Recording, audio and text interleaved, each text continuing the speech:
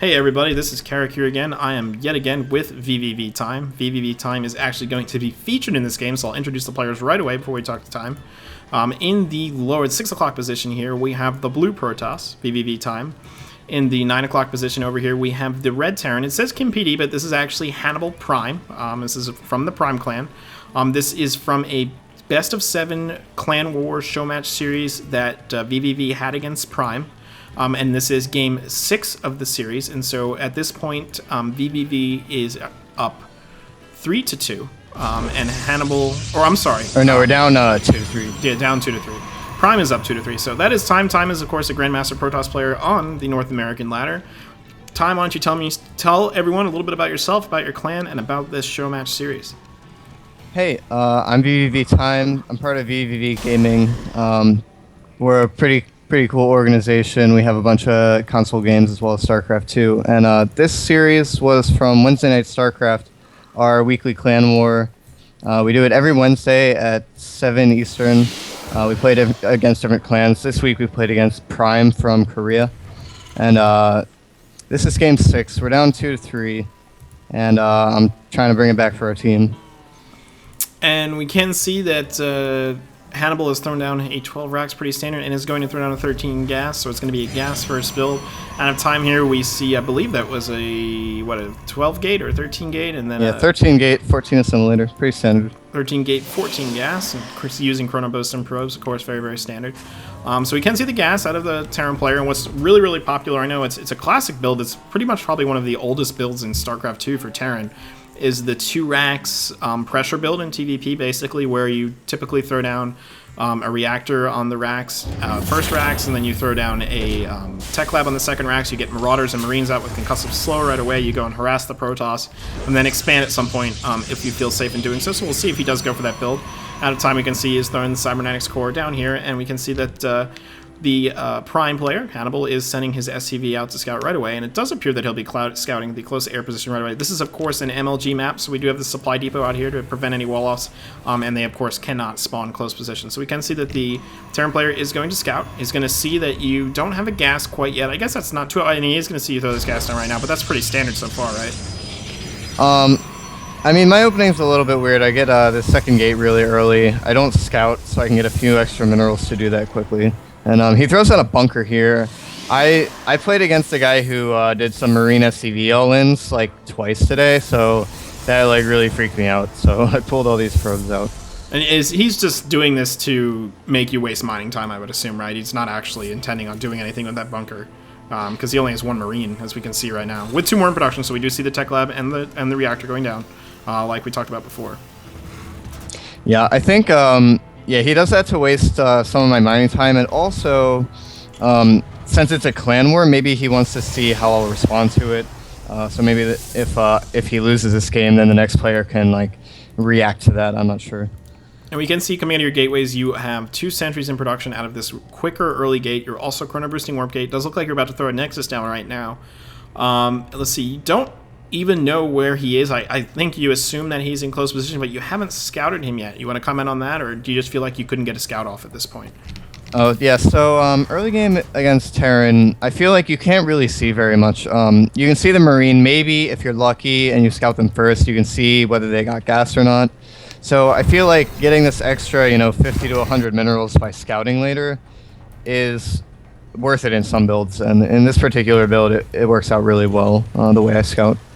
And we can see that Concussive Shells has finished. He immediately starts combat shields after that. He's continuing Marine and Marauder production. You have thrown down a robotics facility after your 2 gates. Warp gate is about to be finished, and your Nexus is a little bit over halfway. Robotics facility, standard play for you there, or are you just insurance policy against Cloak Banshee or anything like that? Yeah, so this is part of my standard build. I get that. I get an observer out about just in time to deal with Cloaked Banshees. This build is supposed to be a really safe build that also is kind of greedy economically. And we can see that he's moving down here. He has 2 SCVs with a group of Marines and Marauders. This is a very scary force. Combat Shield isn't quite done yet, but he does have Marauders slow. Your Nexus is about to finish. I do think you see this group coming in at some point, and your Nexus does finish, and it finishes before you see this group move up. At this point, you pretty much have no choice but to let him kill the Nexus, I would think, right? Well, what I wanted to do here was get some really good force fields and get a lot of free units, but as you see, these force fields, they don't really cut his army, they just sort of trap him, and I can't fight them, so yeah, at this point, my Nexus is going to go down. Now, if you had seen this force coming across the map before, and we can see he's scanning up here, trying to pick off sentries and units, and he's working up your ramp right now. So that's a bit of a scary moment. We can see you're pushing an Immortal out, which of course will deal with the Marauders very, very well. He does have a bunker. I'm about to finish on the low ground. He's running units up and down your ramp. It's a little tricky for him because he might get his army force fielded, but I think he knows at this point that you are out of force fields. With the Immortal out, that's going to be pretty good against the Marauders, but this bunker down here is pretty much going to prevent you from doing anything to stop this Nexus from dying. And I assume he's probably just going to kill the Nexus and turn around and go home. You can see you did get a probe out of there, so you got something out of it. But you do lose the Nexus. He's continuing to rally units down. It looks like he's turning his SCVs and rallies around, and he does sort of abandon ship here and turn around and go home, so he's got to feel like he's ahead. He started his own command center. You just lost 400 minerals. All he did was salvage his bunker, and he pretty much lost nothing in that fight. You, on the other hand, it seems like you've lost just about 300 more resources than he has. And you now have 2 Immortals, so now at this point in the game, you've lost your Nexus. You have to assume he's expanding, I would think. He's continuing bio production. He's getting upgrades out. What's your plan? Yeah, so my plan here, I threw down that Nexus knowing it's a little bit greedy. I really wanted to get good force fields and kill a lot of units and defend that, but, my force fields weren't too good. But, so now that Nexus is down, I'm basically just adding 2 more gates. I'm getting 3 Immortals out, and I'm going to go kill him. Because he built those barracks, it hurts his economy a little bit. So now that he's building this command center, this is a really good time for me to attack. He just spent 400 on this command center. It hasn't paid for itself. So even though I lost my Nexus, he's built this command center that hasn't done anything for him. So we're kind of even there. We can see that you're actually up by 4 in harvesters at this point. Yeah, so yeah, my econ's pretty good, and I'm focusing on, going to kill him, whereas he's not really prepared. He's building a turret, and I have a lot of force fields. I made these sentries really early. They've got a really high number, really high energy. So yeah, this is a situation I'm pretty familiar with, and I feel pretty confident. And you're moving up here, and you have 3 Mortals dealing all sorts of damage in the front. He doesn't have any repairing SCVs up here in these bunkers. He's sending the SCVs down to repair now, but you have them force fielded out. They're not going to get anything done. These Immortals are just raining damage down on top of the Marauders. The force fields are splitting his army and allowing your higher powered units in the back to do all sorts of damage. You are warping in 4 more Stalkers here. You continually to push on this army.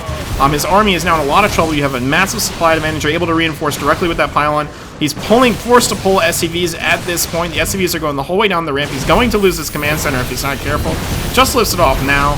He's going to lose every SCV associated with it, and he's not even really mining from his main, although he's got a lot of the mineral patches mined out. He does have a ghost facility up. I don't think he even has a ghost out on the field right now. And he's going down. He's going to try and pick away, but every time he moves up, he's losing more and more Marauders to the superior damage of the Immortal. We can see this one Immortal has 8 kills in already. The supply depots are going down. The Terran player, even if he's able to continue to produce, will be a little bit supply blocked. Not quite yet, though.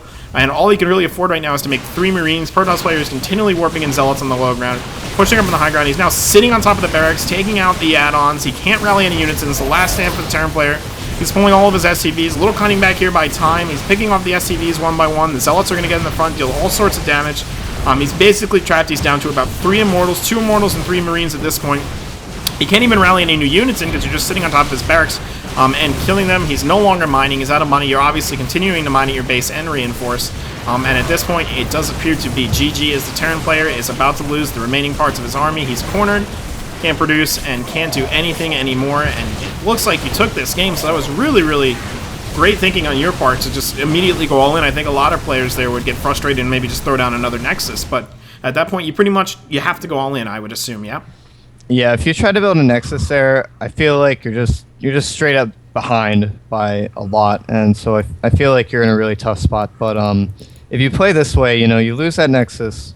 You actually can get an army advantage pretty quickly by adding these extra gates and just chronoing Immortals out. And if the Terrans greedy at all, they basically lose. Like, he built this Ghost Academy but didn't get anything out of it. If he had 2 more bunkers, he's probably okay. And he also didn't have his SCVs down there ready to go, even though he knew your army was pretty much sitting outside of his base. So he couldn't even repair the bunkers. And even if he could, you could have just force-fielded the SCVs away. Mm-hmm.